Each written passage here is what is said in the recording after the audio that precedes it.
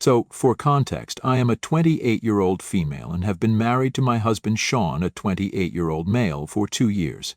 Sean and I dated for 2 years before that, but we've known each other for several years, since high school.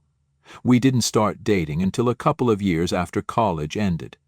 I met him at a restaurant out of the blue, we exchanged numbers, went out on a few dates, and that's how we got here, almost 4 years later. Before me, Sean was dating another girl from high school, Diane. She was a grade below us and had been with Sean since middle school.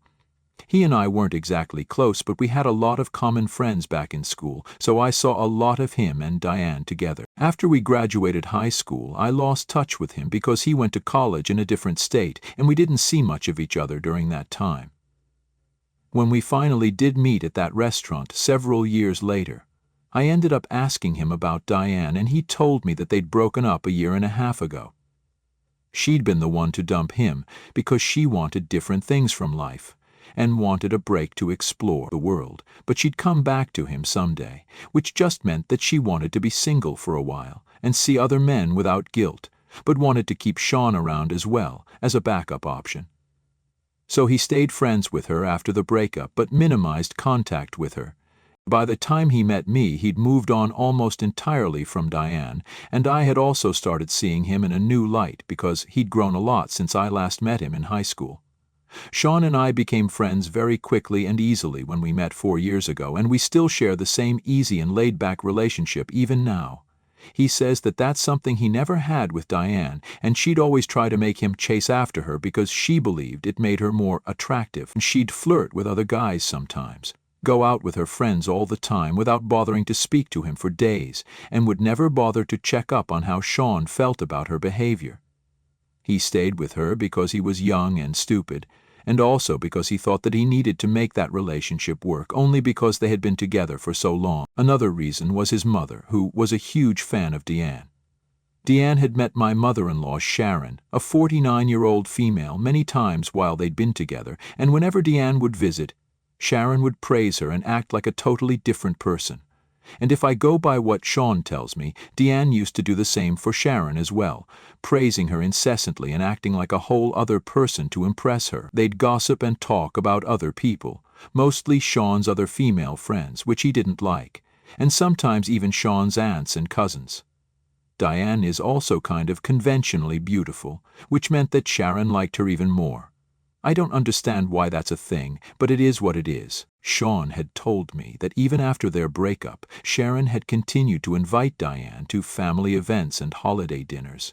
He'd tried to talk to his mother and get her to stop inviting her, but she claimed that she really liked her, and even though they'd broken up, she and Diane were still friends, so she saw nothing wrong with having her over. They talked almost every other week and were actually good friends, so that continued even after I started dating Sean and he introduced me to his family. I'd felt very weird about it in the beginning, and I still do, but there's a reason I'd been putting up with it for so long. The first time Sean brought me home to meet his family was for Christmas, 4 years ago. We'd been dating for quite some time then, almost 8 months. Diane was also present there, and she was downright horrible to me the entire time. She was picking on my looks, my height, my outfit, my makeup, and whatnot. She was clever enough to make it all sound very humorous, like she was just joking, but Sean knew what she was trying to do, and tried to stand up for me.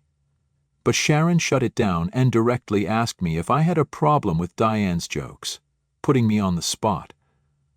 I knew that if I said that I wasn't okay with it, they'd make it seem like I was insecure or something, and put me down even more.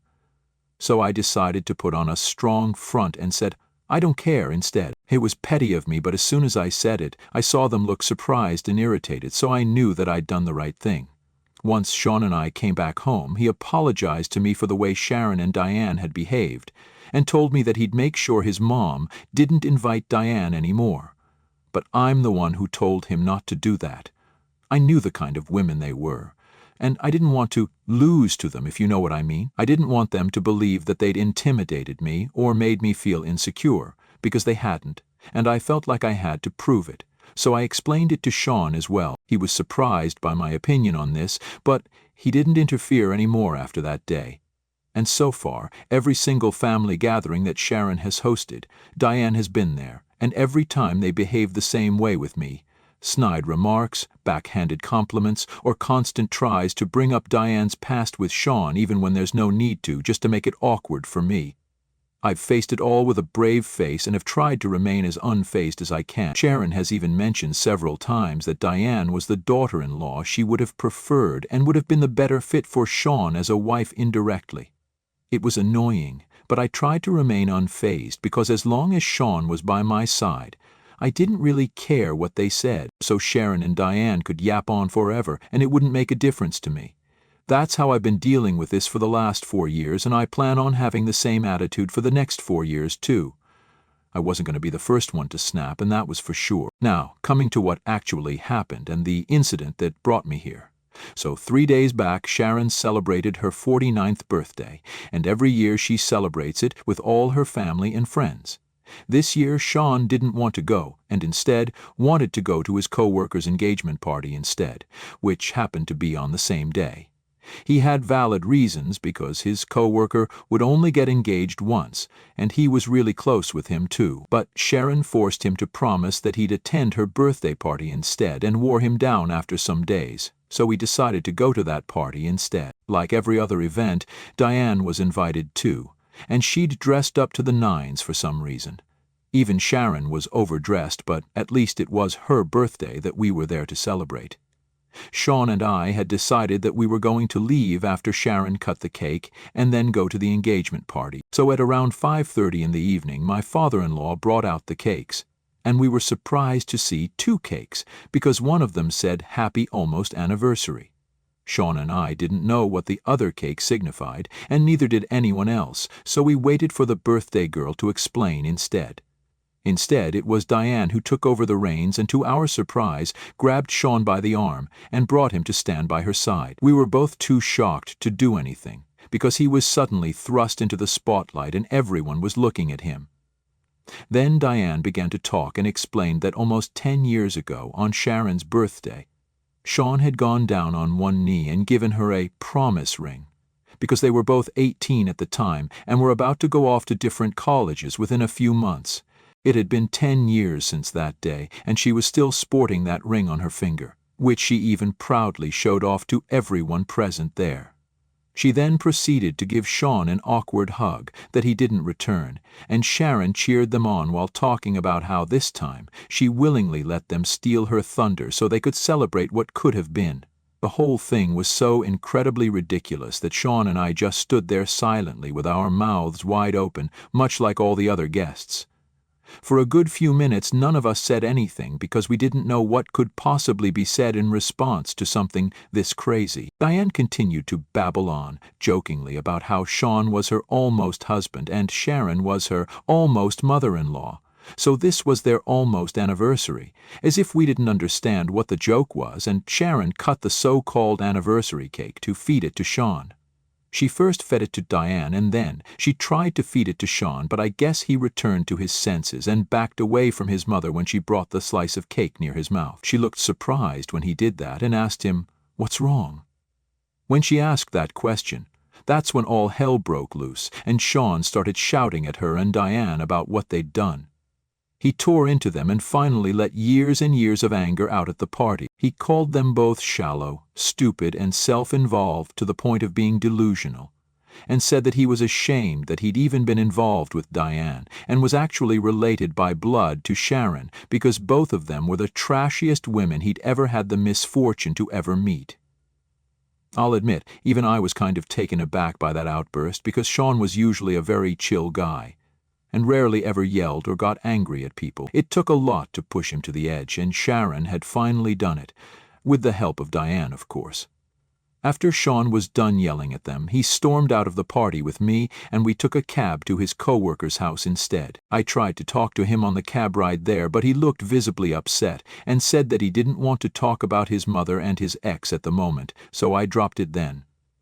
Once we reached the other party, his mood seemed to improve as he met his friends and other co-workers, and I was relieved that he was looking better. That day, by the time we came back home, he was in a considerably better mood, and I decided to bring up what happened at the party again, because I thought he'd want to talk about it then. He did not, And instead, I ended up getting an earful about how some of this was kind of my fault as well. When I brought up the incident at the party, he told me that he did agree that Sharon and Diane had tried to humiliate me with the cake, but I wasn't all innocent here either. I'd been the one who, for years now, had forced him to stay quiet and allowed Sharon and Diane to behave however they pleased at these events because I felt like I had to prove to them that I didn't care. I'd made it all about myself and my need to show people how nonchalant I was. But I'd totally forgotten that Sean was just as involved here as I was, and this was getting on his nerves too. Sharon, Diane, and I were the ones battling it out with our mind games, but he was the one suffering, and nobody bothered to check on him and how he felt about any of this.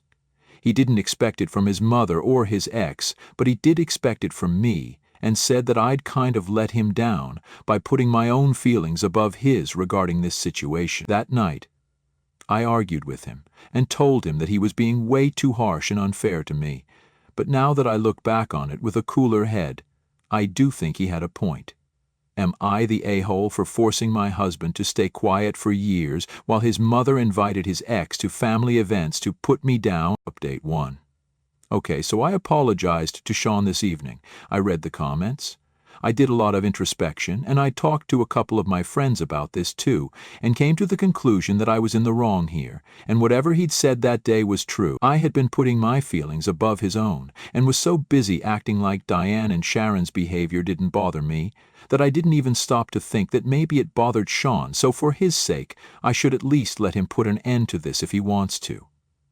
I made him put his own feelings aside for years so that I could win some sick mind game with people who I didn't even like, and in doing so, I jeopardized the one relationship that matters the most to me. I screwed up badly, so I knew I had to compensate for it. Sean had been giving me the cold shoulder since the day of the party, and I also had been trying to act like it didn't affect me. It's a thing that I've always had, and it's been a problem forever, because my response is to just always pretend that things don't bother me. Even when they do, I want to be perceived as nonchalant and unfazed by anything, so I act like that and bottle up my feelings, which I now realize is a really unhealthy coping mechanism, and I definitely need to work on this if I want my marriage to work. But today I skipped work and decided to go get him dinner from his favorite place instead, along with a chocolate cake that said "I'm sorry" on it. I came home, set it all up, and made it as romantic as I could, because I know he's a sucker for sappy rom-com apologies. Also because I was just very sorry about everything I'd put him through unwittingly. He came back home in the evening after work and was very surprised to see what I'd arranged for him, and he'd forgiven me within 15 minutes of his arrival. We had a teary reconciliation, and I ended up crying because I was so scared that I'd lose him over this when he wasn't speaking to me. We talked things out, and everything is better between us now, since I acknowledged I explained to him my constant need to be perceived as someone who's chill and laid back, someone who's nonchalant basically, for no reason other than it looks cool and I don't want to be vulnerable around people. That's the real reason behind this entire mess, and he understood and respected the way I acknowledged it and said that I'd work on it instead of just pushing it all down and bottling my feelings up. He also apologized for being rude to me, but I don't think he needed to do that. He did that because he's a good man and because he loves me, which really makes me think that I won in life. After we were done with dinner, we finally spoke about and addressed what had happened the other day with Diane and Sharon. I hadn't heard from either of them after the party, and after my fight with Sean, it had all been driven out of my mind anyway. However, Sharon had constantly been texting him to make him apologize to Diane, who was allegedly inconsolable and overcome with grief because of the way Sean had behaved with her.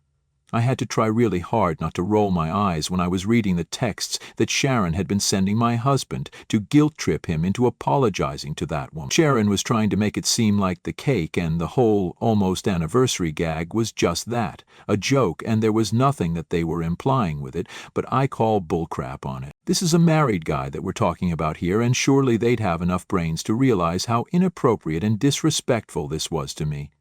They went ahead with it because they wanted to humiliate me at the party, so they couldn't just write our feelings off saying it's just a joke and that Sean had taken things too far. the audacity to even suggest that Sean and I had taken it too far and had disrespected them with that outburst, and then our walkout was just laughable. Sean had been ignoring her texts anyway, and today, after I saw those texts, we officially decided to go no contact with her. We'd had enough of her nonsense and wanted no part of this anymore. Update 2. 3 days ago, Sean and I blocked Sharon and Diane on all our social media, and he told his dad that he didn't want to speak to his mother anymore. His dad respected that because he understands Sean's feelings, but he also refuses to interfere now, since he also loves his wife and knows that he can't leave her. So he's staying out of this completely, like he has for the past couple of years. I'm not on board with my father-in-law's behavior, but I can't help it either. Everything was going well for the past 2 days, but today, Sean suddenly called me out of the blue and said that he had to head to the hospital as soon as possible because apparently his mother had fallen from the top of the stairs and had fractured her leg. His maternal uncle had been the one to inform him, and he left as soon as he heard, as did I. We reached the hospital that his uncle had mentioned at around the same time, but before we could even enter, Sharon stopped us in our tracks, and she was completely fine. She and Diane had ambushed us in the parking area of the hospital and told us that this was the only way to get Sean's attention because he'd blocked them everywhere. My showing up was something they hadn't accounted for, but they just ignored me and went on talking with Sean completely normally, as if they hadn't done anything wrong. Diane tried to explain to him that whatever she'd done at the party had been a prank, and she didn't intend to offend him, while Sharon backed her up. Sean heard them out for a while, then told his mom and ex to F off right to their shocked faces and walked away once more with me. When we tried to get into our respective cars, Sharon started screaming at us, but we didn't wait around to hear her out. I'm sure she was cursing us out, but it didn't matter because she'd lied her way into seeing Sean again, and I couldn't imagine anything more manipulative than that. Sean went back home from the hospital because he was too stressed, but I had to go back to work. While I was at work, I received a text from a number I didn't recognize, and it happened to be Sean's mother. She screamed at me for 15 whole seconds before I managed to disconnect the call. I'd just been caught off guard while working, or else I wouldn't even have answered the call. But she was screaming at me. All I heard was selective swear words at the highest volume. I don't know why she was mad at me, because I didn't have anything to do with Sean's behavior. She'd pushed her own son to this extent, not me. Anyway, I blocked her and tried to get on with my day, and finally, when I got back home around 6, I got to speak to Sean. He told me that he'd also blocked the rest of his relatives who were close to his mother, along with his uncle, because now it was clear that she'd go to any lengths to get him to forgive them and talk. That's all we can do right now, because it's not like they're threatening us in any way, and neither are they consistently stalking us or whatever. So a restraining order is out of the question anyway. Sean has talked to his dad and told him about what happened today, but he still refuses to intervene. It's his choice, and Sean loves his dad, so I'm not saying anything right now, but I don't think the way my father-in-law is acting is a great example of being a good father either. The least he can do is at least talk to his wife and stand up for his son, but he refuses to do even that much. Sean loves his father, but the man has never once stood up for him when it comes to Sharon, and I've only kept my mouth shut out of respect for their relationship. Or else I'd have a lot to say about how his entire family is just ridiculously stupid people who literally never think of anything except themselves. How a man like Sean is a part of a family like this, I'll never understand. Update 3. Hey everyone, so it's been a week since the last update, and yesterday we decided to file for a restraining order against Sharon and Diane because of something they did to me, or at least tried to do, to be more precise. So I was coming back from work the other day, like 3 days back, and it was a Thursday that day. On Thursdays, I usually stop at a coffee shop near my office and get myself a frappuccino as a little treat. Last Thursday, I was about to do the same, but as soon as I entered the shop, Diane and Sharon left their seats where they'd been waiting for me and came right at me with their coffees. Before I could even react, both of them had splashed me in the face with it, and then Diane even grabbed some of the whipped cream from her cup and dumped it onto my hair. I was stunned and just sort of froze on the spot for a while, before the baristas rushed to help me clean up a little. They tried their best and made sure to get it all off, so a huge shout out to them for literally abandoning their jobs to help me and even the other customers who waited patiently while I tried to wipe it all off. My clothes were all sticky and gross, and my hair was disgusting, but I was a lot cleaner by the time I was done. Some of the other customers made sure I was all right, and one asked me if I wanted to call a cop, which I did, and reported Diane and Sharon. I pressed charges against them, but they got off with nothing more than a slap on the wrist and a fine because this was just a misdemeanor and hadn't actually harmed me. Unless you're talking about my clothes from that day, which I can't wear to work again because of the faded brown coffee stain all over the front.